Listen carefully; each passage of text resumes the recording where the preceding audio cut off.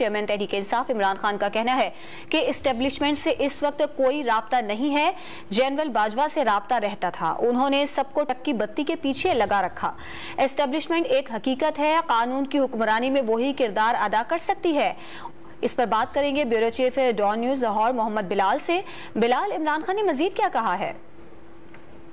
तो देखिए, बिल्कुल इमरान खान से आज जो मीडिया के पर्सन की मुलाकात हुई उसमें उनका ये कहना था कि इस वक्त उनका एस्टेब्लिशमेंट के साथ कोई राब्ता नहीं है और जनरल बाजवा के साथ अलबत्ता उनका जो है वो मुसलसल राब्ता रहता था, लेकिन उनको भी उन्होंने क्रिटिसाइज किया और उन्होंने कहा कि उन्होंने हर फर्द से अलग अलग कमिटमेंट कर रखी थी।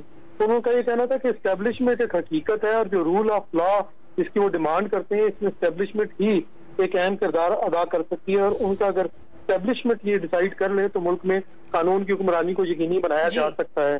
उनका ये भी कहना था कि हुकूमत इस वक्त 2023 से आम इंतखाबात को आगे लेकर जाना चाहती है, जो कि काफी ज्यादा नुकसानदेह होगा। इस वक्त जो मुआशी सूरत हाल है मुल्क की, उसमें मुमकिन नहीं है कि इंतखाबात को 2023 से आगे लगाया जाए। बहुत शुक्रिया आपका।